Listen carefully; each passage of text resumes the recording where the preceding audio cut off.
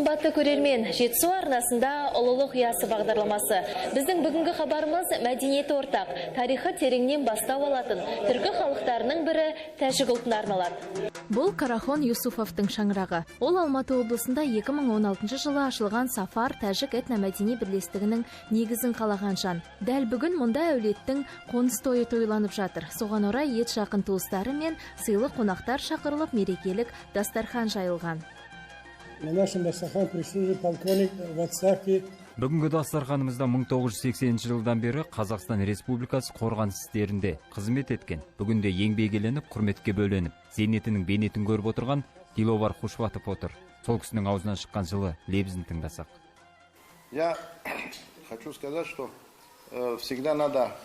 Мен өз сөзімді үнемі болашаққа бағдар жасап отыру қажет екендігінен бастағым келеді. Өзім 1984 жылы Тәжікстанда жоғарғы оқу орнын бітіргеннен кейін Орталық Азиядағы әскери округке шақырту алдым. Содан бері лейтенанттан бастап түрлі лауазымдарға көтеріліп жұмыс жасадым. Қазір зейнеттемін. Бала-шағамның барлығы осында тұрады. Сондықтан Кеңес одағы құлдырағаннан кейін мемлекетті сақтап, барлық ұлттармен теңдей бейбітшілікте өмір сүруге мүмкіндік жасаған көреген елбасымызға алғысым шексіз. Айтарым, бүгінгі күні Қазақстаннан кетіп жатқан ұлттар аз. Керісінше, қызығып келетіндердің саны күн санап артып отыр.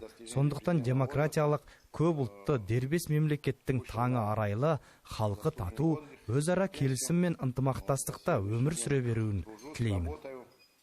Тәжік азаматтары тәтті шай ішкенді ұнатады. Оларда ащы сусынды аузына алатындар сирек кездеседі. Өйткені ол дінге қайшы, ерсі қылық саналады. Отырыс келген адамның пейіліне, үй иесінің ниетіне қарай көңілді өтеді. Бізде осылай бас қосқанда міндетті түрде ұлттық әндерімізді шырқап бір марқайып қаламыз дейді қонақтар. Ал көзімізге түсіп отырған бұл аспаптың атауы дутар. Ол орталық Азияны мекен ететін өзбек, түрік, ұйғыр және тәжік халықтарына ортақ келеді. Домбырамен салыстырғанда оның өзіндік орындау ерекшелігі мен дыбысы бар.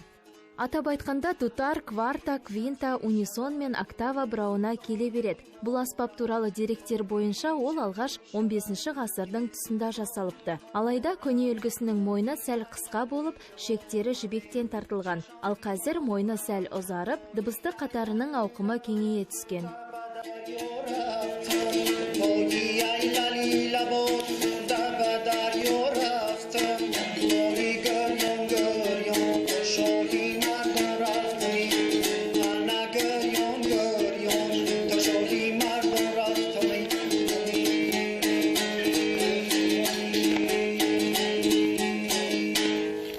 Хочу рассказать о нашем национальном.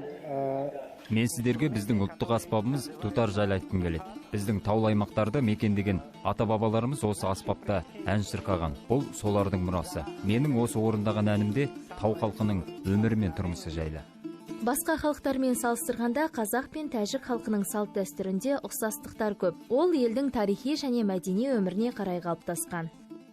По нашим обычаям, традициям таджиков, когда у нас дома родится ребенок. Тәжіктердің салт дәстүрі бойынша жаңадан туылған сәбиге ең алдымен азан шақырылып есімі қойылады. Кейін оның шашын аламыз. Ол кезде сәбиге көз тимес үшін міндетті түрде кекіл қалдырады. Содан соң сүндет тойын жасаймыз. Ер жеткеннен кейін ата-анасы баланы үйлендіріп той жасайды. Айта кетерлігі, жігіт жақ қыздың үйінде өтетін той шығынының барлығын өздері көтеріп алады. Ал неке қию рәсімінің ерекшелігі, оған қатысып отырған адамдар астықтың дәнін сабақтаулы инеге өткізіп отыру керек. Ол рәсім біткеннен соң дәндері бір ыдысқа салынады. Бұл дәстүрдің мәні жастардың үйі балаға ырыс пен берекеге толы болуын білдіреді. Өзге халықтармен салыстырғанда тәжіктерде ота қорған екі жастың ажырасуы өте сирек кездеседі. Соңында ырым бойынша күйеу жігіт үлкен кісілермен үйдің ауласына ағаш отырғызады. Бұл бізде бағзы заманнан бері үзілмей келе жатқан дәстүр.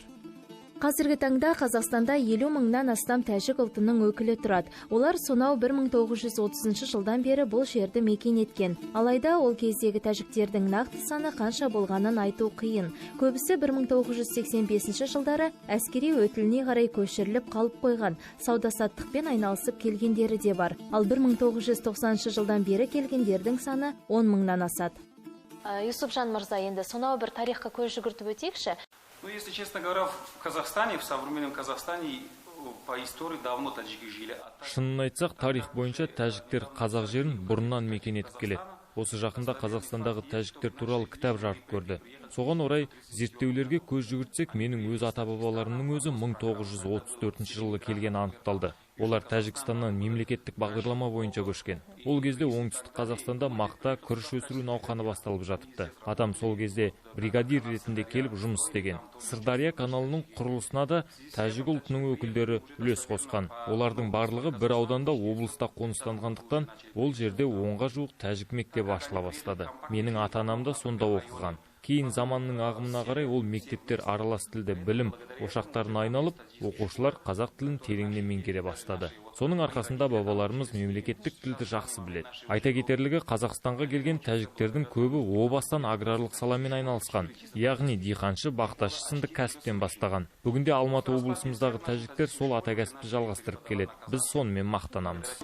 Әрбір ұлттың ғасырлар бойы қалыптасқан тарихы мен мәдениетіне орай олардың осындай түрлі киімдері тігілетін болған. Мен үстімде дәл қазір тәжік қыздары киетін ұлттық көйлектердің бірі тұр. Бұл ұлтта қыз балалар үнемі мынадай жеңі мен етегі ұзын, сәнді оюлы көйлектерді күнделікті тұрмыста және мерейтойларда киіп жүреді. Гүл апайымыз мұнда иісі мұрын жаратын дәмді ас әзірлеп жатқан сияқты. Пойдемте. Проходите. Это вот мои девочки. Вот это вот. Бұл менің қыздарым мен келіндерім. Келін деген аты болмаса, барлығын өз қызымдай көремін. Тәжік ұлтында көріп тұрғандарыңыздай қыз келіншектер ер азаматтармен бір дастархан басында отырмайды. Олардың тіпті есімін дауыстап шақыру күнә саналады. Сондықтан әулеттің қыздары мен келіндері басқа бөлмеде ас ауқаттарын әзірлеп бөлек отырады. Мінекей қымбатты көрермендер, тәжік халқының асханасына да кезек келіп жетті. Көбінесе бұл ұлттың тағамдарын айтқан кезде есімізге ең алдымен олардың әйгілі таңдыр наны, көкөністерден жасалған түрлі тағамдары мен сүттен жасалған сұйықтықтар есімізге түседі. Ал бүгін біз сіздерге тәжіктердің ұлттық тағамдарының бірі құртопты жасап көрсетеміз. Оны бізге Тахмина, Альфия және Ситора қыздарымыз көрсетіп береді. Алдымен құраммен танысып өтейік, олай болса. Құртопты жасау үшін бізге не қажет, ол қалай жасалады? Для начала приготовления у нас такая чашка, деревянная чашка. Құртоп тағамын әзірлеу үшін бізге осындай табо деп аталатын ағаш ыдыс керек. Алдымен осындай фәтір нанын алып, ұсақ бөлшектерге бөліп аламыз.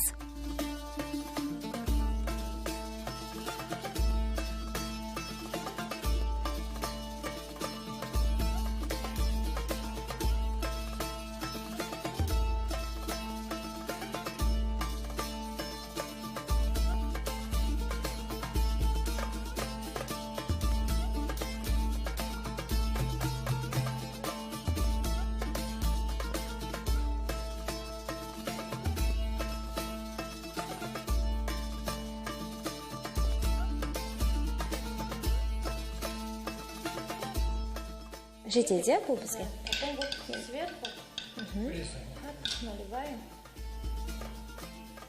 Және оның үстіне дәл осындай әдіспен ақырындап қатықты құямыз.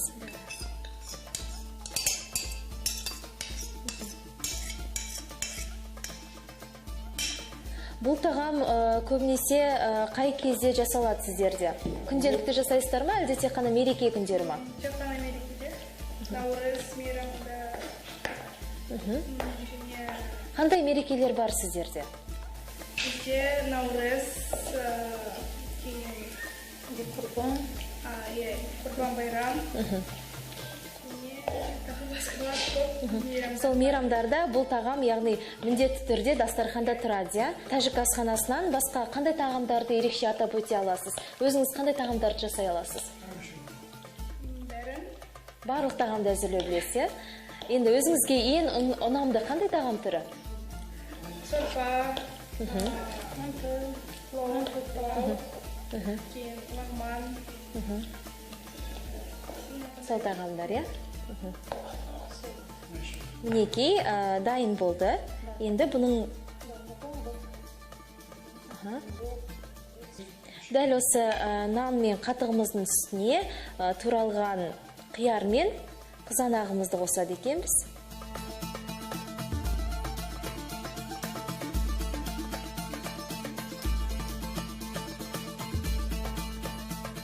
Және де пияз қосамыз, аз мөлшерде пияз қосамыз.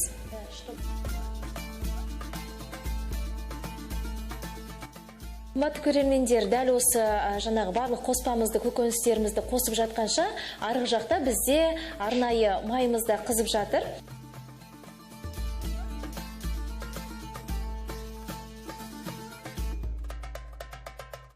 Майымыз да әбден қызды, енді оны ақырындап бетіне құямыз, е?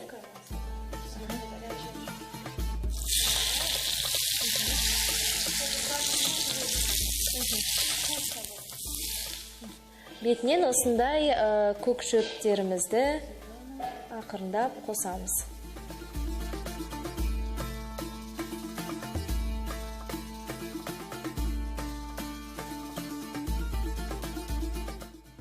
Құртоп тағамы осылай әзірленеді. Сіздер де жасап көріңіздер. Мінекей дастарханға қонақ күткен кезде жасалатын ерекше бір тағам түрі. Өздеріңізде үйлеріңізде жасап көрсеңіздер болады. Астарыңыз дәмді болсын. Біздің екінші әзірлейтін тағамымыз ол сорпа, яғни тәжік тіліне аударғанда шурбо деп аталады. Оны көбінесе ежелгі таулы аймақтарды мекендеген тәжік ұлттары жиі әзірлейтін. Ал дәл қазір біз сіздерге оның жасалу әдісін көрсететін боламыз. Онымен бізді қазір таныстырып өтсеңіз, не істеу керек алдымен, қалай жасау керек, қандай құрамына қандай заттар қажет? Для начала нам нужно вскипятить воду, промыть мясо и закинуть. Алдымен біз етті жақсылап жуып, қайнатамыз. Ол кем дегенде 2 сағат тұруы керек. Артынша қажетті көкөністерді қосамыз.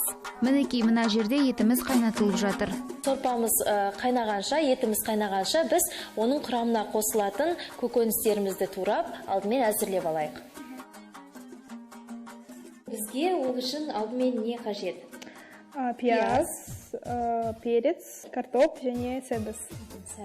Және де байқап тұрғандай, мұнда бір тұздық тұр, иә? Ол зира. Зира деп аталады. Ең алдымен біз осылай бұрышты сақина түрдес етіп турап аламыз, иә?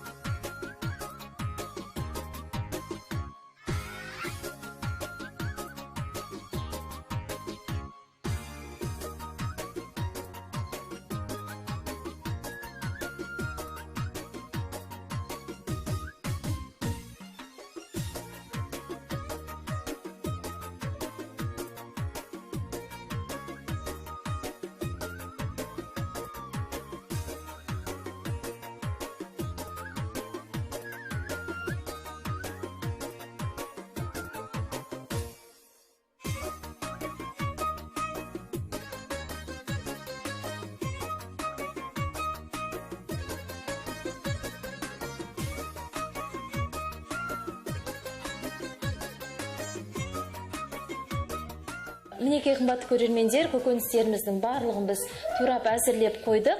Енді ары қарай не істейміз? Сейчас мы пойдем закидывать оставшиеся ингредиенты. Яғни жаңағы сорпамызға қосамыз, иә? Ең алдымен не қосу керек? Ең алдымен пияз және картоп.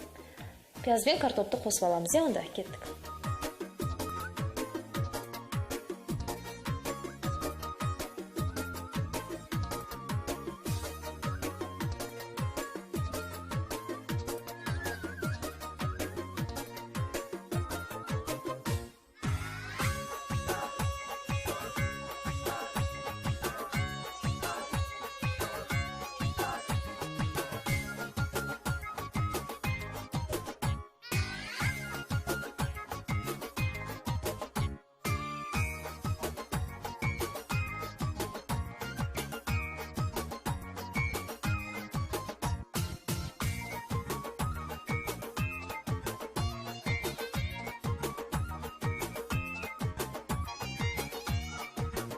Қымбатты көрермендер, тағамымыздың соңында қалған осындай зира тұздығы, яғни тауда өсірілетін осындай арнайы көкөнісімізді тағам әбден дайын болған кезде оның бетіне қосады екенбіз.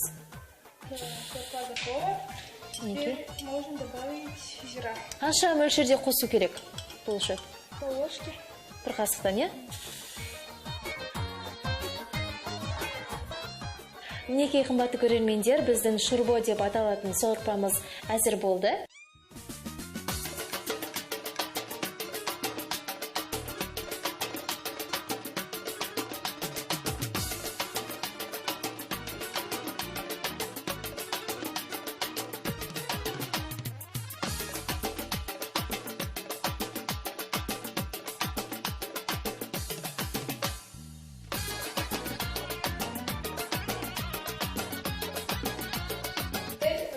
Можно украсить зеленью. Бетіне осындай көкөністерімізді қосамыз. Қымбатты көрермендер, осындай шурбо деп аталатын сорпаны сіздерде дәл осындай біз көрсеткен тәсілмен әзірлеп көрсеңіздер болады. Астарыңыз дәмді болсын.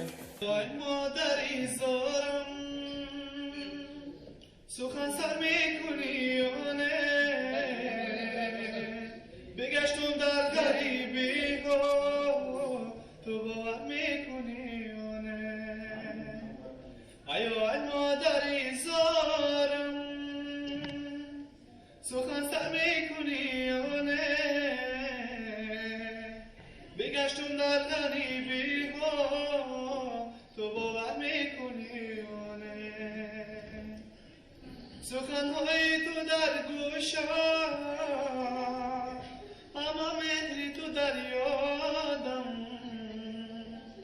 سخنهای تو در گوشم